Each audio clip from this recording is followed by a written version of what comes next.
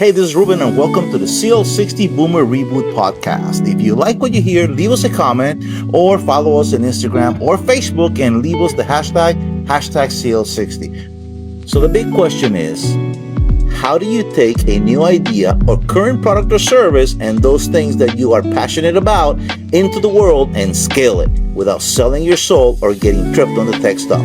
That is the question. My name is Ruben, and that's what this podcast is all about. I'm going to share something with you that I recorded this past weekend.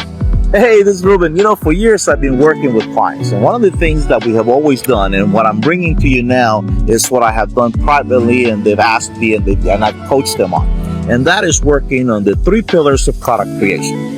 No matter whether it's a product or a service, but when you want to bring something new to market and you want to maximize your return, there's 3 pillars that we got to look at. And within those 3 pillars, we have 3 cornerstones that we have to deal with. For example, we have conception, creation, and conversion. In the conception of an idea of a product, we have what we call the red ocean, the blue ocean, and the purple ocean, which is the one that we are going to create, and we're going to create a community and bring those new customers in. Now, what happens is this: we have the red ocean, and you can imagine the ocean, being red like sharks, feeding frenzy, and that's why we call it the red ocean, because that's where your customers are, that's where your competition is, and that's where everybody's fighting in price. That is the one thing that you don't want to do. But when you're looking at bringing a product to market, it's a safe place to be because it has no risk. But you have to compete in price. You don't want to compete in price because you're going to starve to death.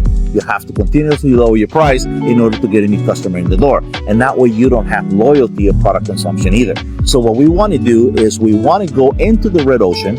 We want to extract those clients that are already there. We're going to use a good hook and get them out of there. And we're going to create a blue ocean. Now, the blue ocean has risk.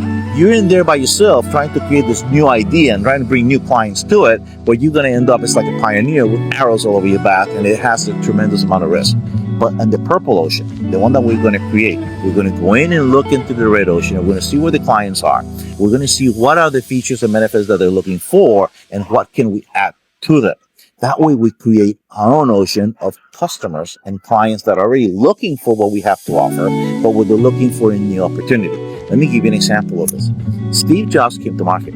Did he bring anything new? No, the phone already existed. But what he brought was innovation. He said, with this phone. Actually, he didn't even say with this phone. Remember when he introduced the iPod? It wasn't an MP3 player. What he brought to market was 1,000 songs in your pocket. So he brought a new twist, he brought a new idea to customers that were already using the Walkman in that case. But he said, now I'm going to give you something a little bit better. So it was something that was already in the market, but with a new twist, and he created a brand new community. He created his own purple market. For example, Jesse, one of my clients, he did the same thing. He was already offering concealed carry classes for people to get their concealed carry permits in the different states that he was teaching these classes. And he was struggling with this. And he called me one day, and we've been talking for a couple of years. I was helping every 3 months, giving him some. He would periodically call me for advice, and I would give it to him. One day I said, enough, I asked him, when are you off next? And he said, well, this day I can meet with you. And I said, great. It was going to cost you this much. And he brought the money, and then we met after, a few text messages going back and forth. And we sat down for about 4 hours. So he went from 7 to 9 clients a month to over 600 women in a single weekend teaching this class. But pay attention to what I just said, 600 women from 7 to 9 clients. Before, he was in the red ocean competing with price with everybody else. But what we did was we niched it down. Instead of having this class open to everybody, we took it down to women only. Now it's called Women Protection Services because we even renamed what he was doing. He went into the red ocean where the people were interested in what he had to offer, and then he gave it a twist. He made it for women only.